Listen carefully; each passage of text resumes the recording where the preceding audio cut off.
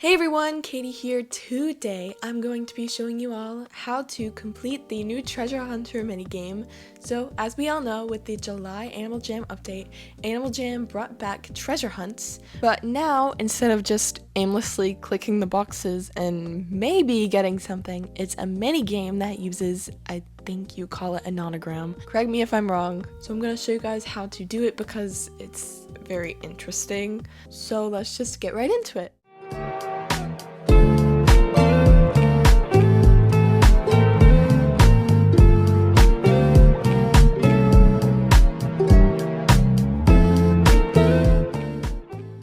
So the reason I'm on my spare is because I kind of maxed out how many nonograms I could do in a day, so we can only do easy 5 times because apparently I don't have enough unique animals unlocked. I don't really know what that is, but anyways, you're greeted with this screen and there's easy, medium, hard, and expert. I'd recommend starting off on easy, and as you see, there are all of these boxes that are locked, kind of like normal treasure hunts. Before we get into this, I'd just like to say that there are 2 modes. The bottom right hand corner we have the flag mode, which makes it where you can flag the ones that you don't want to open, and there's the open mode, which if you tap on something makes the thing open. So I'd recommend switching the flag mode as soon as you get into it. So the goal of a nonogram puzzle is to fill in all of the correct squares. We do that by looking at the clues that are given to us for each row and each column. These numbers up here and to the sides are what we're going to be looking at. So if there's only one number in a row, that means that there's just one. So this would be like 1 or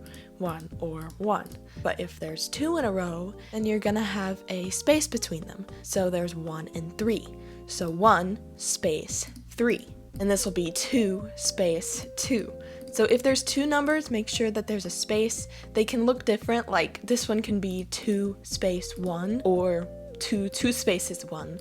We don't really know yet until we get into the puzzle. So the best way to solve this puzzle is looking for the highest number. So this is a 5 by 5 puzzle, meaning that there's 5 across and 5 up and down. Looking at this, the best one you're gonna find is a 4 because there's no 5s. So I try and look for the 2 highest numbers, which are gonna be 2 and 2. This is kind of a dead giveaway considering that, you know, you have to have a space in between them. So it's gonna be 2 space 2. This one is also gonna be 2 space 2. This one also does to 4, so it'll be here and then these 2 because there has to be a space in between them. But now there's no way we're gonna figure this out normally. What we're gonna need to do is look at the top and the bottom and try and logically figure it out. So there's gonna be 3, and these 3 have to be in a row since there's not a number in between them.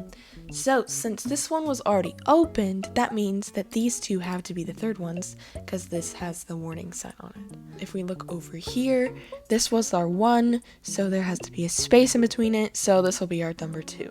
So over here, since we did this, it's gonna have to be this one since it's 2 space 1, so this one's gonna be that one, and now the only one that we can open is this one. And we have successfully completed our nonogram, I think is what you say. As I said, I'm on my spare because I maxed out the other ones, but the medium is 7 by 7, the hard is 10 by 10, and I think the expert is like 15 by 15 or something.